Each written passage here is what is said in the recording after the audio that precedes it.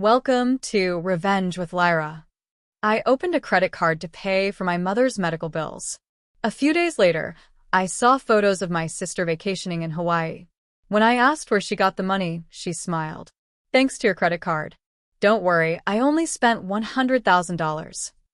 I laughed and said, I only have $100 on my card. Did you see the name? That's when my mother pulled out my gold card, which I thought I'd lost last month. My name is Taran Ellis. I'm 29 years old. And if you think you've heard this story before, stay tuned. What happens when betrayal steals not just your money, but your dignity as well? It started like this. Mom needed surgery. No feigned or real emergency. Hospital bills, medications, aftercare expenses, and more. She said, we just need a little help until Medicare kicks in. So, I opened a card, small limit, in my name, carefully controlled. But that wasn't the card my sister used. No, it was like gold. The higher limit cards were hidden under papers I hadn't noticed since college. When Mom pulled it out of her purse, I was stunned. I thought it was mine, she said, her voice brittle like a dry leaf. It has my name on it, I replied. She blinked, didn't apologize, and there was no regret on her face. That night, I checked the balance. $13,421.88. All in the name of luxury brands, resorts, flights. Then I checked the IPs. Every single charge came from an Airbnb on the beach in Maui. My sister was tagging herself in her photos, geotags, and cocktails as if she wanted me to find her. But she made a mistake. She thought the card was in my name. It wasn't. It was in my business name. And he committed a six-figure fraud against a registered LLC with insurance and a lawyer. The game began. The gold card wasn't mine. Not personally.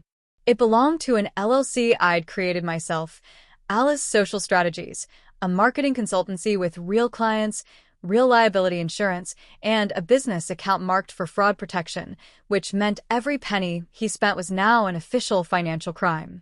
I closed the card, filed a report, then made a call to my corporate lawyer, Maya Hensley, that I'd never even considered. She didn't panic. She didn't hesitate.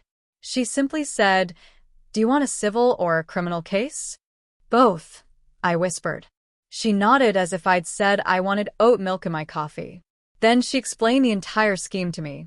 First, we'd notify the card-issuing bank, document the business fraud, the family fraud, and prepare a thorough report. Then, we would collect every receipt, every transaction record, every geostamp fee, and file a claim based on that. So if the amount exceeded $50,000, a federal investigation would have begun. This happened twice. The next step was trickier. I had to text my sister. Hey, I just found out what you did. I hope the pina colada paid off. You'll hear from the fraud unit soon. She replied with 3 laughing emojis. Then him. Don't you dare. We're family. That was it. The shield family used as armor, like magic words that make theft emotional. But I wasn't that girl anymore. I took a screenshot of his message, sent it to Maya, and she wrote back. Exactly. Thanks for telling us the purpose. That night, I got a call from my mother. Her voice wasn't sharp, rough, sick, or weak. She said, you should just leave it. It was just a card. I closed my eyes. No, Mom. It was my name, and soon, her name will be on the stand next to mine. The investigation moved quickly. Maya submitted the fraud packet by Monday. The bank stopped all charges. The insurance company launched a formal investigation. By Wednesday, my sister's account was locked. She couldn't even buy a smoothie. Then the calls started coming. Numbers were blocked, voicemails from fake companies. But then came the one that shook everything. Mom, you're ruining her life again, she snapped. She's your sister. She made a mistake. I stared at the ceiling. Stealing $100,000 isn't a mistake, I said. It's a serious crime. She only did it because she thought you'd say no. I said no, I whispered. She just didn't care. There was a moment's pause, then a faint threat I had never imagined. You know, if you keep doing this, the family will have to choose sides. And just like that, it wasn't about right or wrong anymore. It was about loyalty. But the word family had long since lost its meaning of security. I opened the private folder on my drive, the one I used when I forgot. It contained years of screenshots and bank transfers I never got back. Messages where I quietly paid rent, tuition, and bail. And all because you're responsible. I picked out the most scandalous messages and sent them to Maya. We linked them to the fraud case. We created a timeline, a pattern, a history. This wasn't a single incident. It was the latest chapter in a novel called Use Terran Until She Breaks. That evening, I posted a sentence on my business's Instagram. Sometimes, the only way to fix something broken is to stop the breakers from sticking it in. The comments started coming in, and that very night someone threw eggs at my car, shattering the windshield. I filed a report. Then I ordered security cameras installed. The cracks in the windshield were literally spreading outward. Broken, visible, irreversible. I knew who did it, not directly, but through instructions. My sister had always been too graceful to get her hands dirty. She preferred to cause damage on impact, but I had the receipts. And now I had footage. The camera captured a shadow, a license plate. Wes sent it to law enforcement. And with that, the game was over. 2 days later, my sister was officially convicted. A fraud complaint supported by corporate counsel. The next morning she appeared at my door. She didn't knock, just stood with her hands folded, her sunglasses concealing her embarrassment as if they were designer brands. "I can't believe you dragged this to court," she said. I opened the door just enough for her to see my expression. "I didn't drag anything into it," I said. "You accused me of betrayal." She continued, "Do you really want to ruin your own sister for money?" And that's when I realized. It wasn't about money. It was about rights. She didn't want money. She wanted access to my efforts, my reputation, my resources. My identity was just a weapon for her. I didn't answer her question, just handed her a copy of the summons and said, "You have 10 days to respond, or this will go to court." Then I closed the door. She screamed through the wood, calling me selfish, calling me rude. But that night, I slept better than I had in years. Because choosing peace doesn't always mean avoiding conflict. Sometimes it means finally being ready to face the war you've pretended wasn't happening. And I was just getting started. Her silence after that was powerful. No messages, no threats, just the silence before the storm of paperwork, because while she was busy pretending I didn't exist, my lawyer was busy proving I didn't exist and that she had impersonated me with the fullest financial intent. The bank sent us more data, time-stamped IP addresses, device logs, and a flagged login attempt from her apartment on the day she mistakenly activated the gold card. Mom smiled at it. That was it. And then came another shock. The insurance company issued a formal response. Claim accepted. Full fraud protection applied. Chargeback. Account cleared. My business account was back to normal. But things didn't get back to normal because once the insurance company is paid, it has the right to recover compensation from the thief. And now they were doing that. Not just me, but them too. He wasn't just facing his sister's lawsuit. He was facing a $1 billion financial recovery from the insurance company. And suddenly, he remembered how to beg. I received an email from him in the middle of the night. Subject: Please, Taran. He wrote like a martyr. He said his life was falling apart. He said he was going through a lot of hardship when he took the card. He said his mother was sick, and she was nervous. The funny thing was, she didn't look nervous while I was drinking in Maui. He finally said, "If you drop the case, I'll give you the money." "I swear on everything," I replied in one sentence. "Pay the money to the insurance company. The debt is theirs now." There was no response. But 2 hours later, I received another email from my mother. It read, "What kind of daughter destroys her own family to prove a point?" I didn't reply, because what kind of mother lets one daughter rob another and calls it loyalty?